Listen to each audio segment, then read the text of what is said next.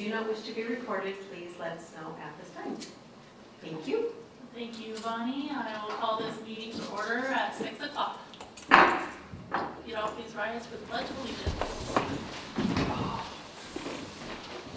I pledge allegiance to the flag of the United States of America and to the republic for which it stands, one nation, under God, indivisible, with liberty and justice for all.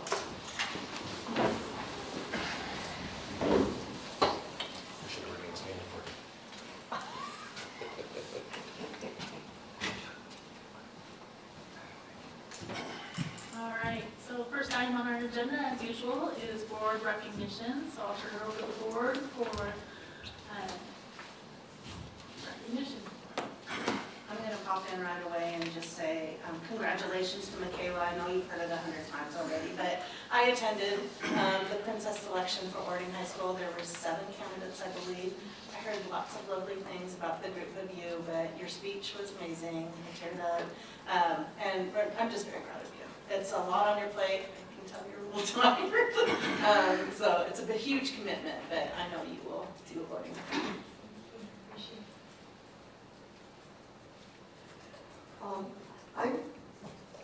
I know they're not on here, so I got to attend senior night at the football game, and I have to say that's one of those traditions that I hope they keep doing, because I experienced it before, just with the girls outdoors, just rush in, get it over with. That was just really special night, and loved the Thriller dance. They did a fantastic job, and I love that we had those food trucks there. That was really fun. And I have to tell you, on my walk yesterday, Curtis, Christian, and 2 of the guys from Future Farmers were working on the pen. They're working on the pen already for the cows and the pigs. They were out there. It was a lovely day to be out working in the field, and they were. So. I want to do a shout out. I went to the marching band's festival or the competition that we did up in Everett. They did an amazing job up there. They improved. They had a session and then a little break and then another session, and they just keep getting better and better. I know there's competition this weekend up in Auburn. So, great job with that. Also at the, the football game too, they came out after the dance and they performed out there and did a great job. So, it's nice to see them growing and doing a good job. Well, I went to the Veterans Assembly today at PTR, and it was really good. And it was amazing to see how many kids have family members that have served or are serving right now. They had a lot of pictures up on the screens that showed their dad, their great grandpa, their uncle, and the kids were really good, and it was a really good assembly. I really thought it was great. So. Very good. So that was on my list, to acknowledge our veterans, and hope that everyone has an opportunity to thank a veteran and celebrate them and their service and their sacrifice. I also wanted to shout out to one of our other community members, McMillan Farms, who donated the pumpkins to our high school. We're fortunate to have a number of really strong community partners, but for all those listening, please go visit those businesses, purchase from them, support them, because they're supporting our students, and I just am grateful for that and thankful for their involvement in our CTE program. Yes. Well, along with community, I would say that last night a bunch of people passed out posters to put on windows for the state playoffs for the football team, and everyone that we went to, every business was super excited to put it on, and they have it on their window, and they were just really good about it. It's like that's the difference between a community and not having the community, because if you're corporate, you can't put it on there. So, but they can say yes or no. Yeah. And just a quick mention about our wrestling team. If you don't follow our wrestling boosters on Facebook, the photos of our wrestlers this year, I'm not going to spoil it. You need to go look. They're fantastic. They're fantastic. Very clever. Yes. So. Yeah, when I went for my walk the other day, I saw Coach Coleman, and I yelled out to him, and I had to stop him and say, those are great, those posters are great. Super cool. All right. And a shout out to our staff as we head into the holiday season. It gets wild around here and in our classrooms and in the halls. And I just want you to know we're all thinking of you and cheering you on. And good luck.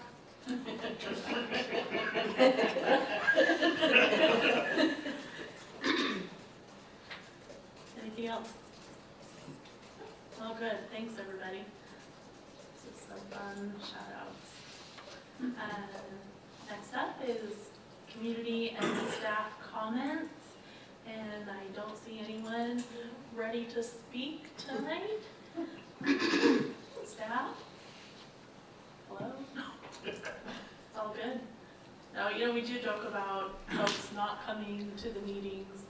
And it's a little bit comical when we're all facing some empty chairs, but there are so many different ways that the community can participate and share their ideas with us. And I would just like to extend a warm invitation. If anybody wants to come to the meetings, we would welcome you here. And with that, I will turn it over to the superintendent's report. And I'm going to turn it over in just a minute. When you hear 7 talented young ladies speak to the community and the Daffodilians about a theme and their involvement and their hopes for our community and our future, it's just an incredible experience. And we're blessed to have our 2nd student board representative in the last 3 years to be selected as a princess. So I thought I'd turn the mic over to Michaela and maybe share some ideas about her experience in that journey, talk about some of the ideas that resonated, that were sparked by you, that you shared in your speech. Can you just tell us a little bit about the process and what you learned? Of course.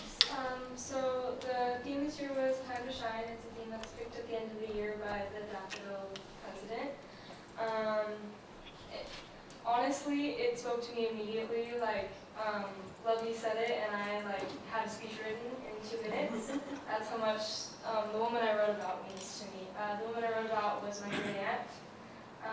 She was diagnosed with stage 4 pancreatic cancer in 2018. And I didn't know that she was diagnosed until about 6 months into her diagnosis, which was pretty much as long as she was supposed to live, which is incredible because someone usually shuts down after that kind of diagnosis. And she was the type of person that never let anyone see her hurt. I have never met a more positive human in my entire life, and she was the definition of it was probably one of the best Thanksgivings I've ever had. She made me, I'm not joking when I tell you she made me the best pumpkin pie I've ever had. That pumpkin pie recipe floats around our family like nothing. She was incredible, and I am so honored to be able to share that with her. I think my biggest thing was my great uncle was there to watch me talk about her, and that was amazing. And they got this beautiful picture of us. So it was really sweet, and I loved it. And then this mom, Anna Kepler's mom came up to me at the end, and she told me that my speech really spoke to her from past experiences. So that really, honestly, it made my night, because that's all this is about, And I was honored to have this many girls up here. I think we have probably the most out of every school. A lot of them have about 2-3 girls running, and we had 7 in our small school district. So that doesn't show you enough about my class and the amazing people in it. I don't know what does. And they were all amazing. Every last one of them. I wouldn't have guessed I would have won until the very last. It was incredible. Congratulations once again. We're very proud of you and your accomplishment. We're looking forward to seeing the next stages and you on the float here in the spring. It's going to be a lot of fun. Good job. Some other things happening around. I'm going to share a little bit about some agency elements, some elements around community involvement in this report so you get a sense. We had some fundraising happening. We had the OMS Color Run, which dates way back to when Mr. Lee was there. if I recall. So there's a few pictures there just celebrating that accomplishment. Over $6,800 raised. They were trying for $18,000. They didn't quite get to 18, but that's a great accomplishment nonetheless. We do have a community prevention grant that's been ongoing for the last couple of years, and we had our Falcon Family Prevention Night last night. We had 35, 40 or so people show up, and that's really around prevention strategies at the home, around nicotine abuse, drug and alcohol support, resources, and that's a picture of Debbie and Special Agent Hickett from the DEA. We had an assembly week and a half ago, and he's a special agent with the DEA. We also had a drug dog there and a female police officer, and they were talking about the dangers of use, and that led to a lot of pledges from our middle school students about remaining drug-free, which was cool. Director Tracy referenced our state playoffs. Our Cardinals are currently ranked number 8 in the state, and we are hosting, because we're a higher seed, state football game tomorrow night. You all are on a pass list, but our normal pass or employee list don't work because it's a state competition. But you all are on that pass list if you choose to attend. If we are successful, we will play the winner of Anacortes or Rogers Spokane, either on the 17th or the 18th, and the higher seed team will host. So it could be as far away as Spokane or Anacortes, or right back here, depending on how the seed in the bracket works out. Also in the state showing, a great friend of Michaela, Sandra, 39th overall. She did really well at state. Last week, Caleb participated as well, so we celebrated our Cardinals that went on to state competition. As Michaela shared, last time we were together, we had a couple golfers qualify, but they won't participate until the springtime. All the way on the national stage, we had our FFA now. They won state for their Farm for Kids presentation. When you go to nationals, you're not competing on the national stage, you're sharing your presentation. So there's not really a reporting or hierarchy that happens, but it's a wonderful networking experience. This is a snapshot right here from one of the largest line dances I've ever seen in my life. It's on their Facebook page. Kids are just having a wonderful time connecting, networking, and so we have a few highlights there just sharing their experience. I would suspect you might hear about that in the spring at the board work session. I'm sure we'll hear from CTE and Career Tech Ed. Right now tonight we have OES Craft Night at the Yard. They're working on holiday winter doormats, so we have more community outreach and engagement happening with our elementary families. Fall fundraiser, so we have 2 fundraisers happening, Ording Elementary, and we have PTR, and I want to show you a little bit. Well, I'm going to show you a few things about slime and pies here in this report, but if you want to hear what happens at elementary school when your principal gets slimed, this is OES raising over $30,000, and you'll hear their expression when they're about to slime Principal Halverson Tran. Hopefully.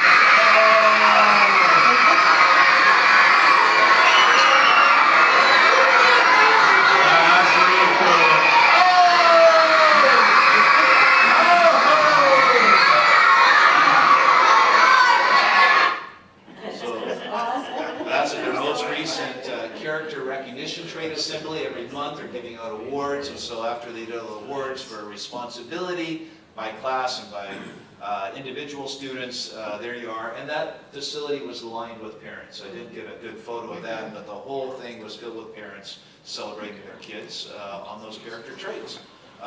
Principal Mesa got slimed yesterday, so that video is out there on social media as well. $30,000 is a lot. That's a lot. Wow. That is huge. Yes. PTA is very, very active. We just released this week our first ever podcast, Ording Kids Talk. If you want to hear an expert behind the mic, Miss Danica, 4th grade at Ording Elementary, did a wonderful job interviewing her principal. We're going to look at a theme about the community involvement and connection, if we can, and capture PTR's food drive and see if we can make that a feature of our next podcast. We know that's been a strong interest of their leadership team. You heard about that last year, about how their leadership program works, and they recycle kids through it regularly, so we thought we might try to capture some of their voices. Lots of positive feedback as we try to elevate student voice throughout our system. Trunk or Treat, that's a high school activity where our clubs come back and reach out to community outreach and try to do candy and connection in a positive way. You'll see a picture of our high school team dressed as the Addams Family. I don't know how they stretched Mr. Pauly out to 7'6", but that happened nonetheless. So wonderful community outreach activity here a week and a half ago. Not to be outdone on voice, we have our very own Ptarmigan Ridge leadership students reaching out to the community about the importance of food drive. Thought I'd share their voice with you. Your food drive is November 1st to 20th. Please donate canned and non-perishable foods. All items will be donated to the Orton Food Bank. Some suggestions are water, noodles, ramen, peanut butter, and baby food. We are also accepting personal hygiene items such as toothpaste, deodorant, toothbrushes, and laundry soap. We are currently having a contest between the classrooms. The top 3 classes will receive root beer float parties. Last year, we donated over 6,900 items. Our goal this year is 7,000 items. Thank you for your time. Help us help our community. Including those other items.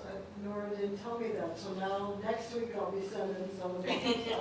Now you know, we've challenged our central office to help. If you'd like to help, you can drop off items right here. We'll make sure those are delivered to PTR by the deadline. And hopefully we can figure out a way to capture some podcast information. And we'd love to have their eyes be at the food bank when the food shows up so they can actually see that impact and learn a little bit more about that.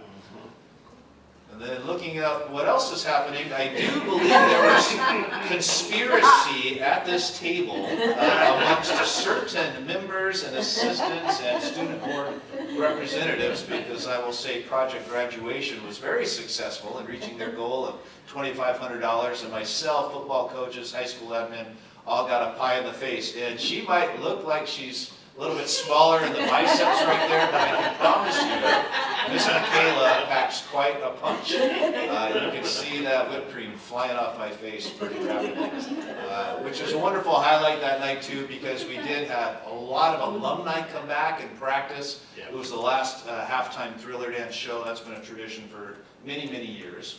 And it was just a wonderful opportunity to have our alumni come back and participate with our kids. I love that evil grin of Michaela. Very mischievous. That was really fun. That's after a very generous donation by some of your family. Yes. Yeah. You don't Yes. think you have your back of your head. They wanted you to pie. Oh, yeah, no, that was very clear. Yeah, very clear. So, thank you to those of you that conspired. Project Graduation is very appreciative, but it's a very fun evening. And that concludes my report. I like that you ended it with the pie. Dessert. Yeah. Well, I will be honest, if I let that slide out, I think Miss Christian would have ensured it was included. Because I think Miss Christian was included in the conspiracy, along with some of you. You guys are so nice. Thank you. Very good, thank you. Board, any questions, comments? Just like Yvonne had, that was a great idea, Yvonne. She's been very creative in the ways that she's making That it. is all like, she's working alongside of a lot of wrestling parents, and if you can't tell by wrestling parents, they're very involved in this kind of stuff. So she's gotten most of the ideas from everyone else. But she's a very creative person, so I'm sure she's got more of her sleeve. Very good, thank you.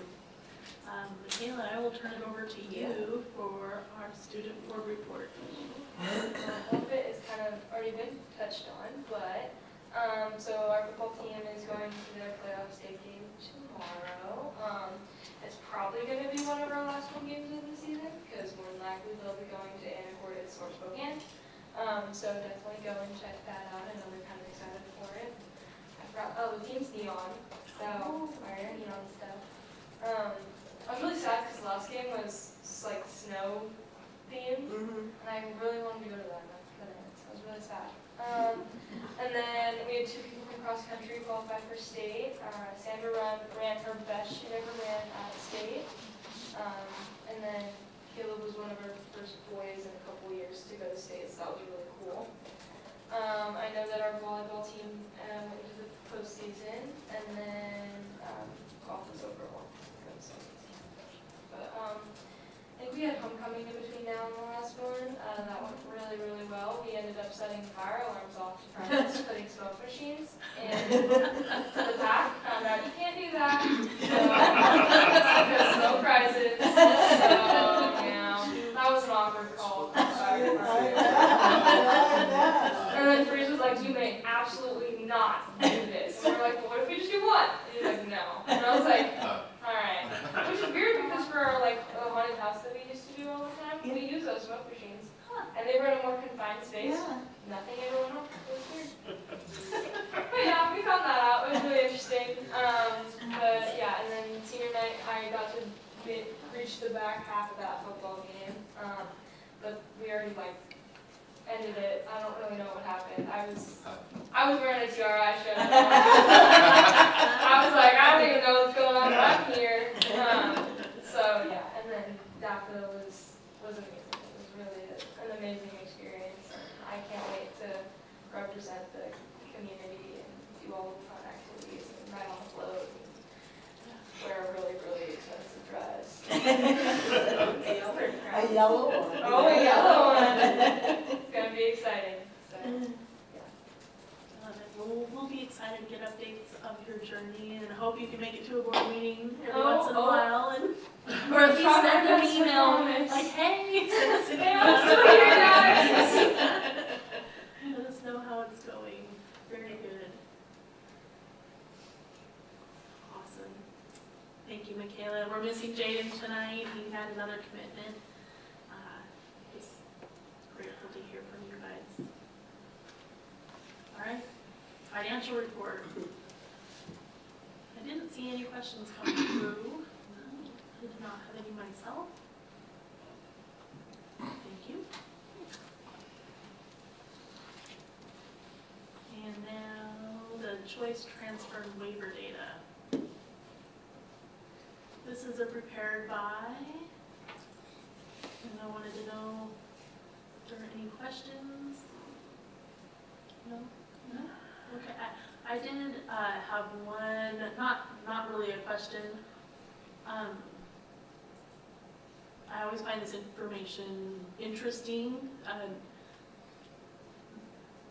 There's a lot of students here in our community that, for whatever reason,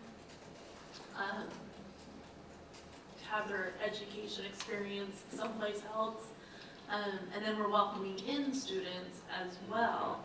And my question was, if at some point it would be interesting to see the reasons for transferring out lined up with the reasons for transferring in. I was just curious because there's, there are opportunities where students, of course I'm not, like to enroll in an alternative school program or their health condition would likely be improved. Coming to Orting, I hear reasons from families, they're moving to Orting to get something better than where they left. Did I say that well? I think you get what I'm saying. Like, there's good reasons they're coming here. Melissa met someone who was coming here to join the wrestling program, and their student really wanted to thrive in this type of environment. And so, I don't know if that's reflected. The reasons for coming in. I don't know. Anyway, that was just my curiosity and possibly something to look at in the future. I wonder why are they interested in coming here? Our board policy and the waiver form list, I believe it's 6 aggregate areas. And so, something like wrestling is not part of the 6, so there's probably an unpacking of things that aren't explicit in the policy or the form. And so I really probably couldn't give you a good sense, but we do see more go out than in. What will be interesting over the next 5 to 8 years as development occurs in our system and elsewhere. As you know, we've had to close to a new outside waiver request. What would happen over time if other systems are in a similar boat? We've tried to honor those that we previously approved, so many of those folks are previous yeses and acceptance. So I do think as people get tighter and tighter across this area, East Pierce County, I think it's going to be a difficult choice that the assistants will make, whether they can continue to honor or accept. Yeah. I was a little bit surprised with how big the number is that left, right? And I was like, wow, okay. When you break it down, it's not always surprising. Like, the Right. top one is their parent, they're an employee of the requested school district. Right. Well, that makes total sense. I would want my child to be at the school I was working at as well, and that's 80 of them, like almost 80 of them. So when you break it down, it's not it's not necessarily like good or bad, but I was just curious if there was a way to just have comparative information, and especially also as our CTE program develops and we're able to offer new programs. Like, if I were a student in a neighboring district, I'd want to come here for that. So if we could somehow, I'm just curious. It's not an action item on this report, but maybe down the line. I want to say I really appreciate that we honor employment as one of the factors, and daycare, because having been a teacher who worked here, both of those issues are really tough things.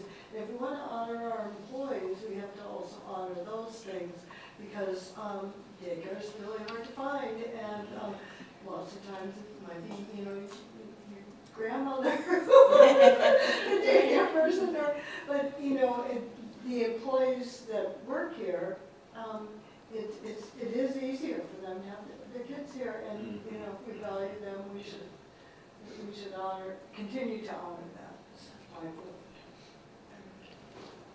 So any other comments or anything? My only thought was the number looked high when I looked at it, as numbered out, but yet we still came right in on FTE headcount. And I Yes. thought that's a great job. Yes. Great job. Your crystal ball. Yes.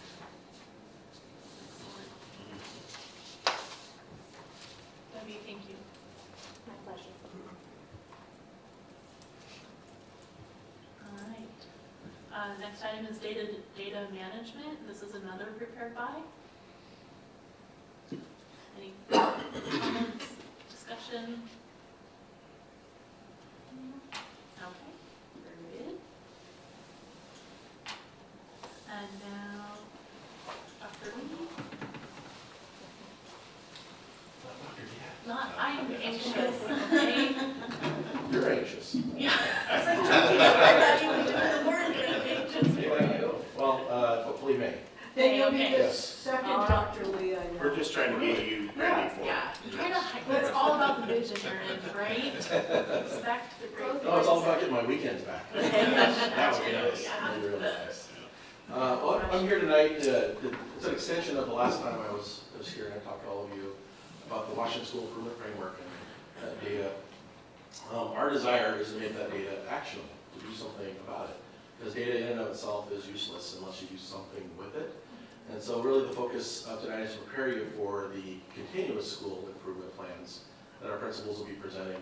This is how they're going to actionize the data that is occurring in each one of their schools, and really thinking about things, what's called a problem of practice, which I'll give you a brief introduction of that, and we'll do probably a better one when we present them that night, and a theory of action behind that, because both of those things drive our work along the way.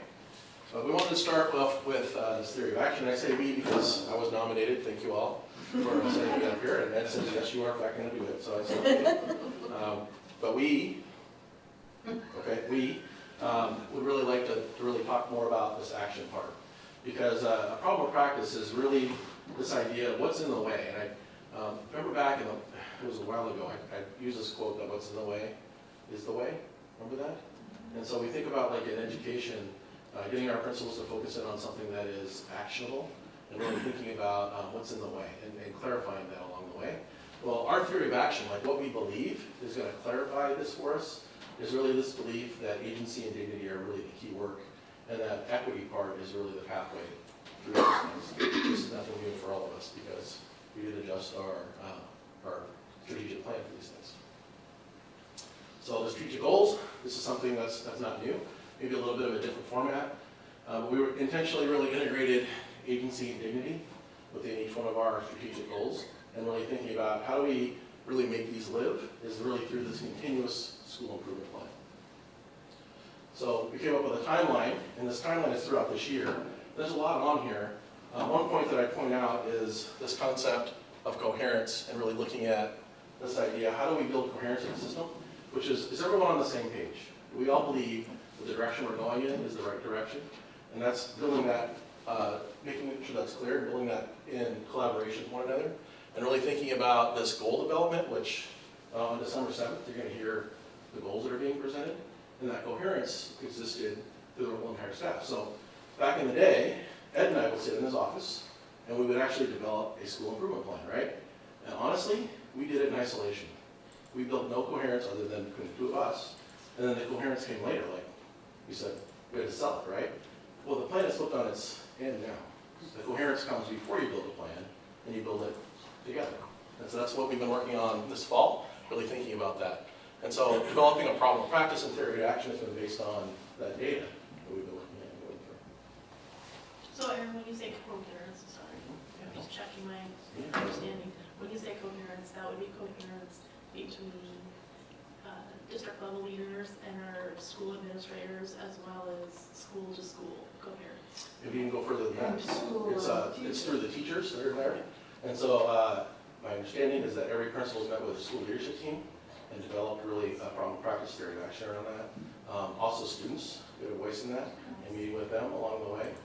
Like for example, the high school principal met with every grade level team and they pulled them all in and they talked about things. So it's just the idea that you co-create things. So we don't create things in a vacuum because the research shows if you just make it yourself, guess what? No one's going to do it, right? And it's really hard to actionize something that two people in a room do versus the entire school does. Will the building principals be touching on that when we hear each of their, okay, good, because that's always been one of my things is, you know, you've got to go up and down, because you can't figure out what's going on unless you talk to people that are doing it. Well, yeah, hopefully it's more than talk to, right? Yes. It's the co-creation, it's, you know, what do we believe is really in the way? What do we believe is going to make a difference for kids? And especially talking to the kids, because the biggest Yes. stakeholder of all are the kids that are you're serving all the time. So, yes, that Good, is because a we've big part heard of that some plan. brilliant interpretations. Speaking of that, how are you including the kids? Like, I know you said that, like, they're doing like the teachers are meeting with the principals and all that kind of stuff. How are you including children in that, students? It varies on the school, so it's not something that, like, the cabinet would walk in and facilitate that. Right. So the principals are the ones facilitating that. So they do it in small groups, or large groups. They do it with like targeted groups of kids. Okay. It just depends on the principal and what they're thinking in terms of gathering evidence for Okay. what they want to do. So it's most based off of the involvement you're going to get from students is going to be based off of what was already being collaborated on between the teachers and the staff and the administrators. Yeah, if the question is, do they do some things intentional beyond that? Yes, there are some things beyond that. It's probably going to be very different in the elementary school than it would be same in high school, right? I definitely, in elementary school, would recommend a lot smaller groups. I don't want to say that. Same advice. That's good. I would add a couple of things, Director Madigan and the board. If you look at the draft embedded in your board packet, you'll see a sample of the questioning, and one of the data pieces we're trying to get them to lift in that statement around the profile or the problem of practice is how have you engaged your school community, your families, your kids? So we hope that's in written form and then also comes out in that conversation that we have next month. And then to Michaela's point, I want to give you an example and talk just to the board about what Director Lee will share a little bit more. Just yesterday, we had a conversation at the high school, and a teacher, I won't name who, but set a goal really around building and improving student talk in the classroom, which was aligned to a goal that their staff set. And the teacher tried some strategies, and Principal Freeze asked the students, okay, tell me about your feedback, and what do you think? And they spoke very favorably about how they felt more empowered. They felt like they were really connected to the learning. They were able to process and make meaning, and he was able to give that feedback to the teacher about here's what's actually happening positively as a result of you trying that from a kid point of view, and that would be an example of how do we try to get things to live. So it's not just a piece of paper that you hear about one time and goes on a shelf, but it becomes more deeply embedded in how we lead and how we move forward and then give feedback is what we're doing making a difference. Is there like a system that like selects which student you like ask for feedback, or is it just out of random? Not in that case. That was really a manifestation of, you know, when principals are doing observations, they sit wherever they sit in the room, and it was who happened to be close by. Just with sampling in that Okay. case. But other elements of our data that Director Lee will talk about are a little bit more intentional, like with surveys and things like that, where we capture a broader pulse of what's happening in student growth. Yeah, I mean, the question you're asking is really good. Like, how do we get as close to all as we possibly can, right? Right, And the reality is that that'll always be a goal. right. It's aspirational, right? But the idea is, do we reach out to stakeholders, especially the ones that are probably most marginalized? The kids that we probably wouldn't reach out to normally, the ones that our systems don't normally work with, those are the ones I think they're prioritizing at this point. Okay. I'm glad that's what we're prioritizing, because I think the biggest issue that we've seen at high school level with surveys is like, they're the ones that don't do the survey. And so we're never reaching that audience, and so the feedback that we do get is just based off of the kids that are willing to, give their information, and a lot of kids are very personal about what they want to say, so I think that it's really important that we reach the kids that aren't getting that sort of attention that they deserve, so it's really cool. Yeah, because their opinion is really important, right? Yeah. Yes, absolutely. So if you look at, and there's a lot of words on here, but there's, the words that are behind you are the ones that I think are probably the most pertinent. We think about like, what's our pathway to growth? There are three elements to really growth, but overall, growth happens, and it's always done in collaboration with others. Like, a growth can never happen in isolation, and if you don't believe me, think about what happened during COVID, right? The growth that we're looking for is through this connect, inspire, empower, and that's on the left-hand side there. And so if we think about how do we, over time, develop that coherence I was talking about earlier, and actually produce those growth, well, we think about the first step is the connection. We've been talking quite a bit about that. And that connection is, how do we define a unified whole? How do we get our staff, our students, our leaders all on the same page? And that's where we start off, and we really think about that coherence. That's a big part of the work that we do together, but that's the connection part that's right behind you there. So if we go beyond that, you start thinking about taking collective action. That's when you start getting this idea about critical mass. Critical mass is, do most of the people in your building, at least enough, believe in it, champion it, will actually move it forward, so that it actually becomes something that is actually done. We've done training as a leadership group to talk about the difference between what's called motion. And motion is, we get around and talk about it, it's really good stuff, and we pat ourselves in the back. But what's really important is the second part of that, is action. What are we doing with that? And that focus of action always has to be part of that. So that critical mass is, how do we develop that critical mass so we can actually implement the action? And the last part is really about this systemic agency and dignity, and that's where we empower students. So you probably think back when Ed came up with those, that he had that in mind. You did, right? Okay. On the other axis is really this idea about equitable outcomes. And you notice that data is driving all the sections along the way there. The thing about data that's really interesting is that data in and of itself, it really doesn't do anything. People aren't motivated by data, even if it's good data or bad data. They just aren't. What really motivates people along the way is a story. And so really, when you look at these CSET plans, it's a story of their school. The story of where are they currently, which is the profile. And then we talked about a focus area. That focus area has problem practice, like what do they believe? There's nobody telling a story of that, right? And then thinking about this idea of a theory of action, what do they believe in a story will actually make a difference. And that story is action. The data in and of itself isn't. If I was to hand out SBA data to our leaders and say, have at it, better make sure it's good, right? Nothing about that's action, right? But if we tell a story about, why do we believe it's that way? What are other factors that are feeding into that? And so we have to think about data in a wider way if we're going to do that, right? We can't just take the state data and say that's it. So we start thinking about different kinds of data. We engage in a book study called Street Data, and it actually breaks data into 3 different sections. Satellite data is most of the data that you've seen, that we presented to the boards did. The Smarter Balanced Assessment data, there's like attendance data. These are all things that if you're not in that school, you probably get, right? The stuff on the Washington State Report card. Not bad data, but it's not personalized, right? And it's really hard to actionize because it's always old, right? Like the data I presented to you earlier, that came from last year. And those kids have all been shuffled around, and it makes it really hard to become actionable. So the next type of data is called map data. Now, if you think of, like you string out far, that's satellites are out in space. Well, as you get closer down, the map, now you get a better picture of what you're looking at, right? So map data could be things like, what are the trends you see in your school? So do you see students of color, for example, doing better or worse than everybody else? you see like students in poverty, like not coming to school. So that's more of a map data because you're starting to narrow down a little bit more. The street data is now you're talking to people, right? So you go and you get the stories from individuals. This is when we talk to the kids. This is when we get down and we talk to our leadership team. What's the experience like for teachers in the classroom?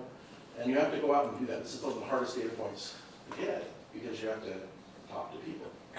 So these three types of data combined is really when we talk about the difference between qualitative data, which is the street data, the talking data, that's story data, and the other kind, which is the quantitative, which is stuff we get from the state, right?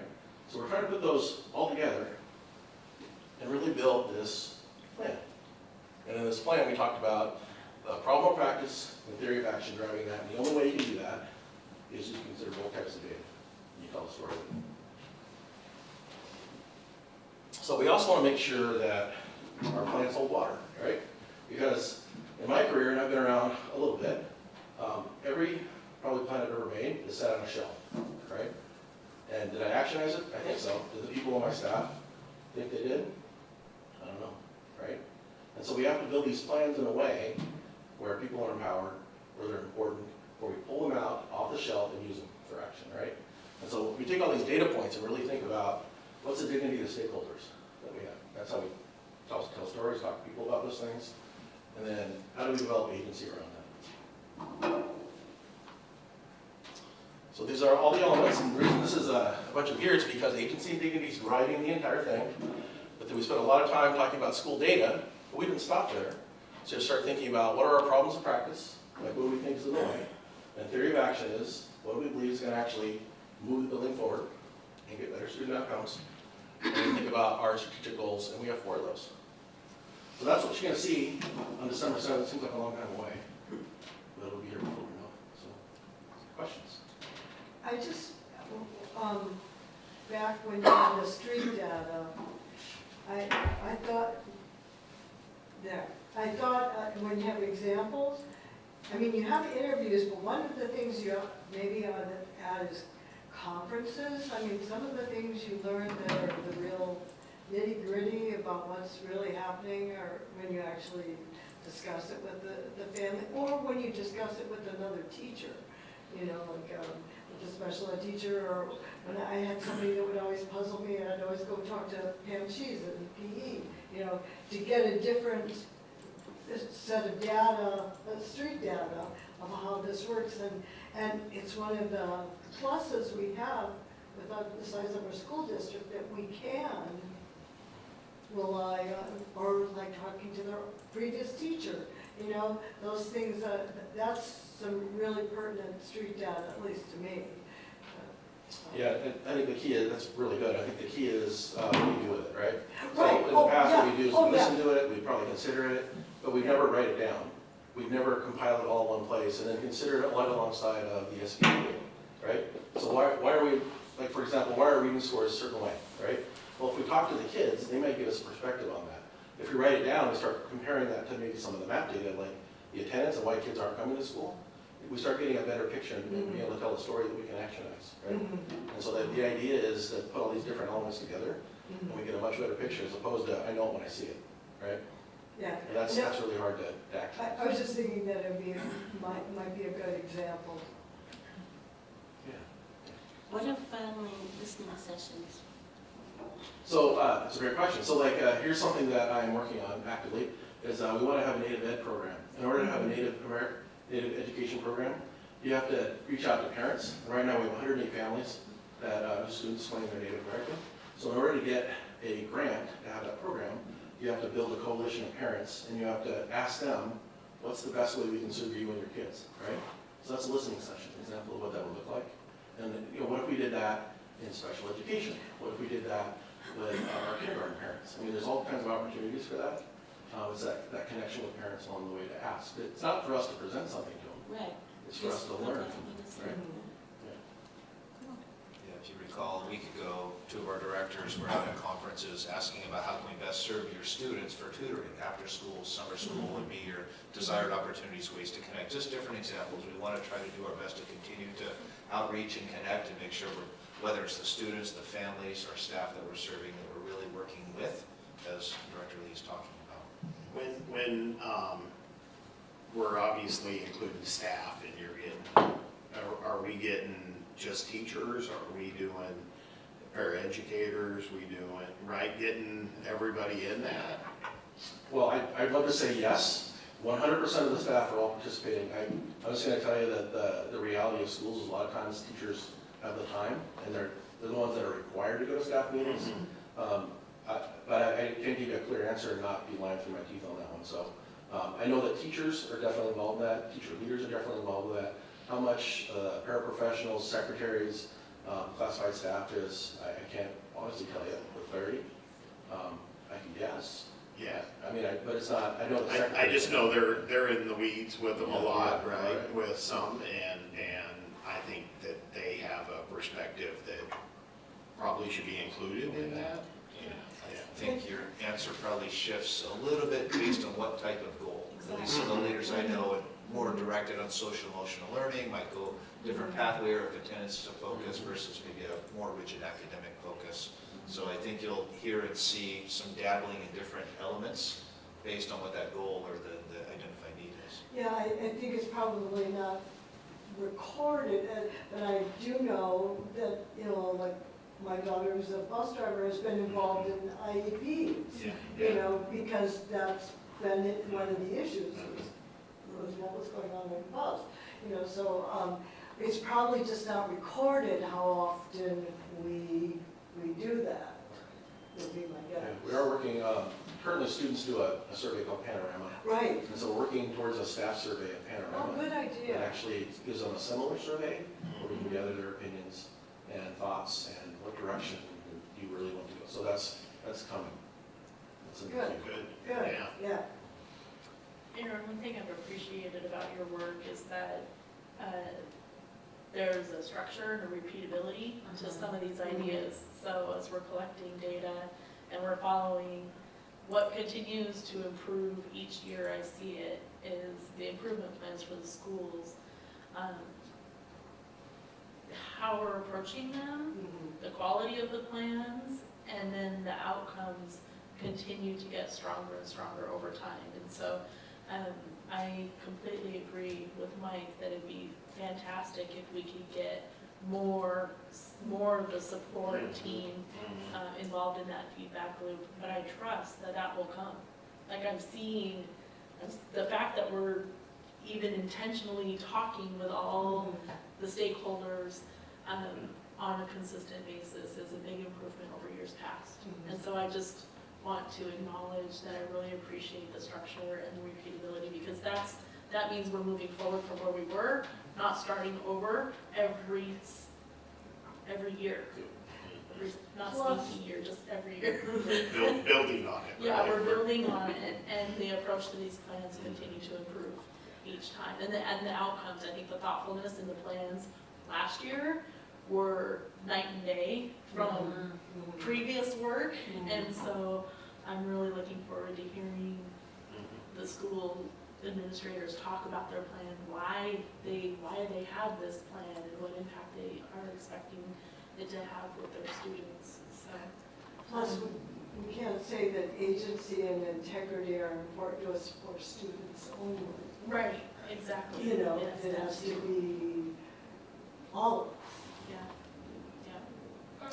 Just out of curiosity, and I might be up there and I just don't understand that, but for street data, is there like any type of student feedback that you're getting that isn't voluntary from the students? Like just something that isn't like they're putting themselves out there to get this type of feedback? Is there anything that you're getting where it's like out of random, or like a teacher or administrator is just going up to a student and asking questions, like pushing them?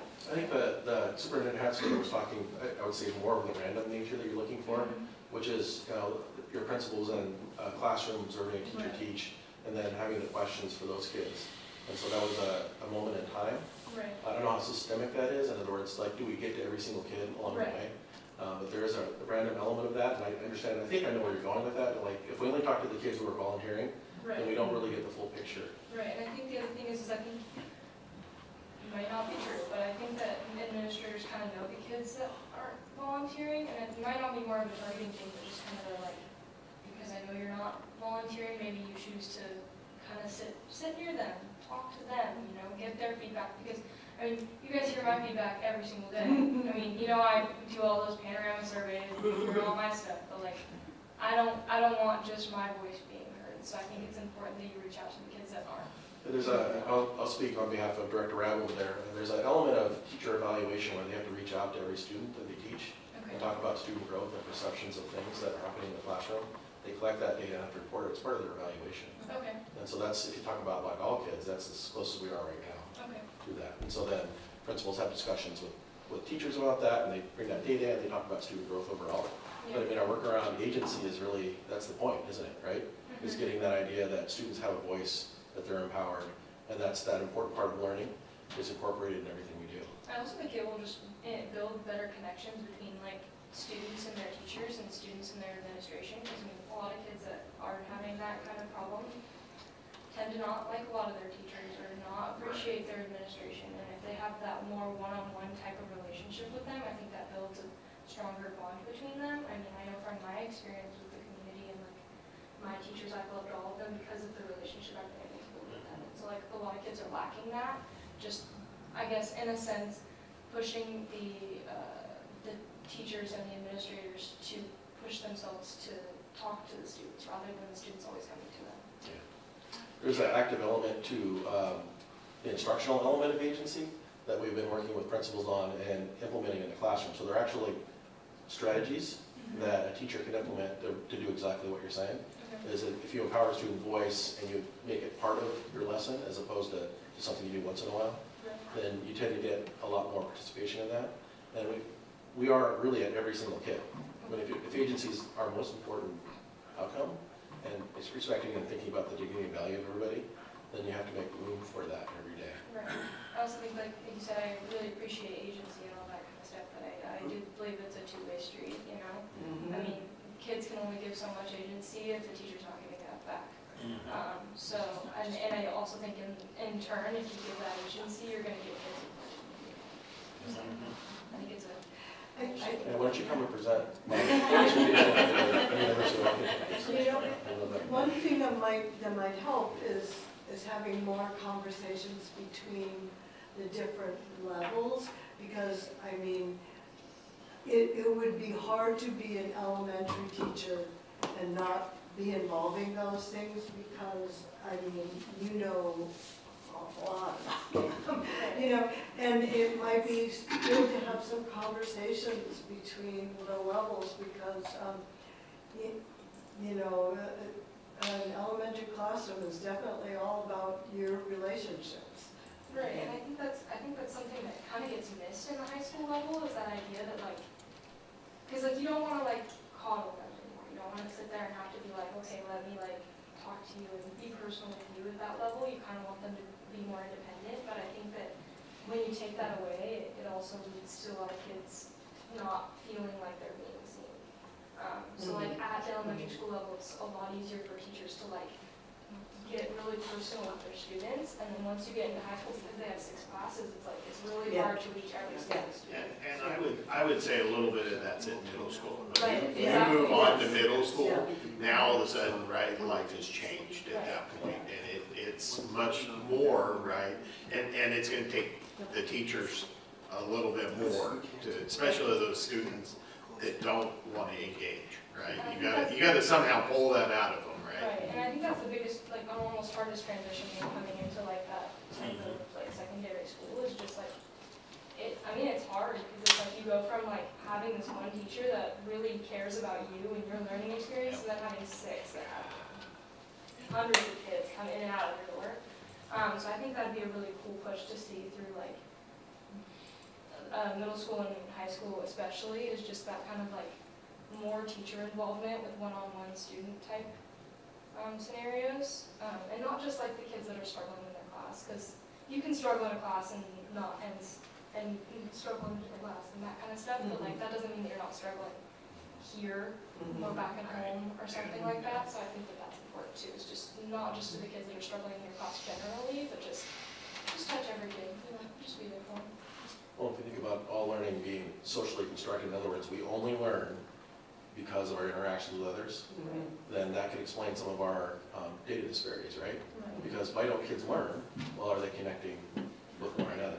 And so I wouldn't put that all on the teacher either. I think that the kids need to connect with one another. Right. And there's that belonging element of agency that is absolutely vital. If it's missing, I don't think, if you don't feel like you belong, you're never going to develop your own power, your own ideas about what's right, wrong. And so that's why we need every single student to come to school every day. And that's why we need every single student to speak up and have a voice in class every day. Otherwise, learning doesn't happen. I also think those expectations from students is really hard, especially considering they're all teenagers, you know? Yes. It's really hard to like expect every kid to like be accepting of everyone else. And it's hard, it sucks to say because, I mean, you know, but there are kids out there that are not nice. There's kids out there that, you know, are very nice and, you know, get hurt because of the very not nice people. So I think that there is some that needs to be falling on those students, but I also think that it is the, you know, maybe it is the teacher's job to make that kid feel cool, you know? I don't know. Just kind of what I've been seeing. Keep thinking you should become a teacher. Just I'm wrong with that.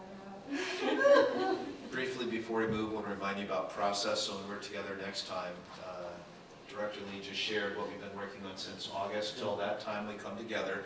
Keep in mind that you'll have the plans before the meeting, and the plans are a summary of all of that work, and we don't have time to spend a 5-month conversation where we're together. Right. We'll have about 15 minutes for the leaders to engage with you and share those major sections and give you a very high-level overview, and we want to leave some time for Q&A, so you have that time to interact.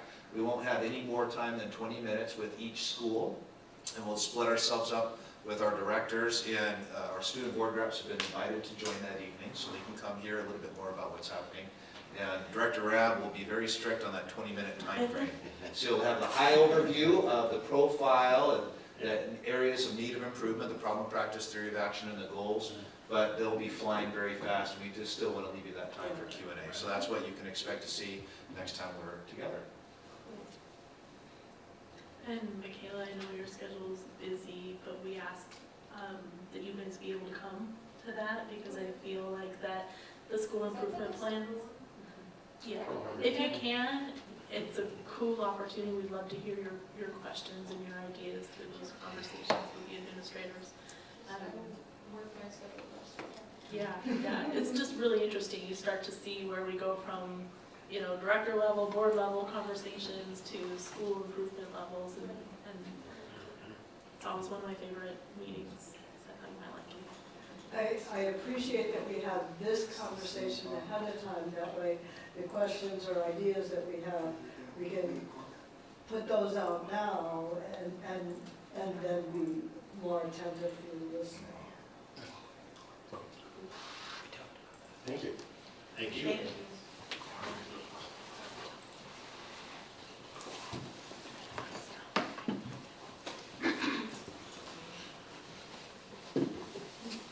Just learn from my mentor, Steve. That's right, baby. You learned well. My Padawan.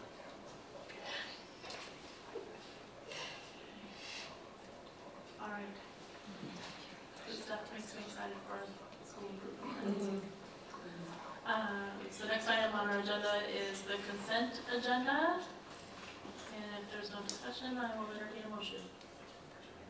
I have a motion to approve items 1 through 6 on the consent agenda. Second. Thank you. All in favor? Aye. Motion passes.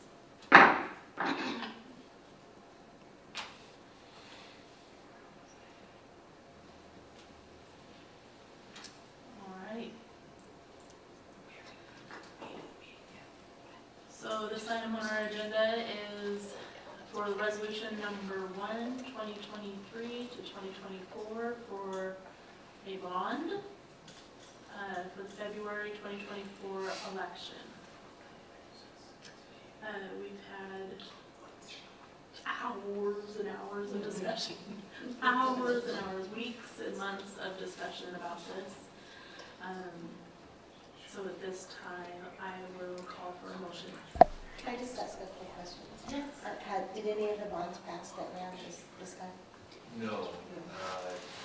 There were 7 that were put forward before the voters.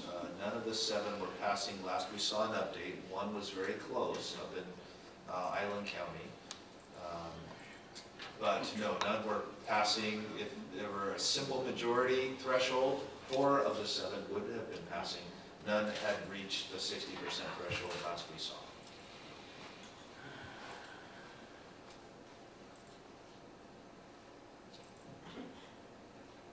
I will make a motion to approve resolution number 1.2023-2024 for a bond in the February 2024 election. I'll second it. Thank you. All in favor? Aye. Motion passes. We have our students in close.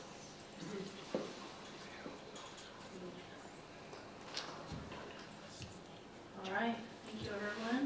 With that, I'll turn it over to board comments. I just wanted to share one quick thing. So I had a parent, and a former parent, in the grocery store ask me how she could get her student that graduated last year enrolled so they could vote. And I remembered seeing in our brochure or newsletter, I said, you're about to be getting a newsletter, and on the bottom of it is a QAR code for you to use it. And she said, well, I'm going to get Jane to vote. So that ended up being a very useful thing already. So I just wanted to tell you, good job. Excellent. I wanted to make a couple of comments about putting a bond back out there for the community. And I know we don't have community in attendance here tonight, but I'm hoping that people watch the YouTube channel and kind of listen. There's a lot of advocacy going on right now around our state as far as building and housing students. Our own superintendent has been hard at work talking to Pierce County and area districts and what the building fees, it's escaping me, impact fees, thank you, what they are, how minimal they are in Pierce County, and what they mean to us as a school district. Along with that, the supermajority voting process. And I am one of those people who, life is just hard, okay? Everything's expensive. Our taxes, we're feeling like we're taxed out the yeehaw, and it just doesn't go away. The sad thing is that we have all these wonderful kids to house, to educate, and to help them to become the best them that they can be. We cannot do that without our community support. This is the only way we have to house our kids and to put roofs over their heads and to put desks for them to sit in. We, as a board, I think I can speak for all of us, did not come to this decision and what we put together lightly. We spent, as Carrie said, a lot of hours talking about it. The one thing I love about working on this board is that we can listen to each other's ideas and we can come together and compromise on what we think is best. And I am cautiously optimistic. It's a scary time to be going out there asking people for another dime. But our kids deserve it, and we are here, and I know we're supported by our families. So that's all I wanted to say. I actually had a gentleman come up to me at the football game, and he was asking about, if he could sit down and talk to me about the bond. And Matt was standing there, so I introduced him to Matt, and he told us that this is the first time, the last flyer that we sent out, that they have felt, him and his wife have felt that they actually had an idea of what the money was going to go to. And so he said before he never really, he didn't feel like it was very well explained. So I thought that was good feedback that he looked at that and said, I could actually see a lot of why you have to do this and what you're doing. So I'll probably refer him to you, Ed.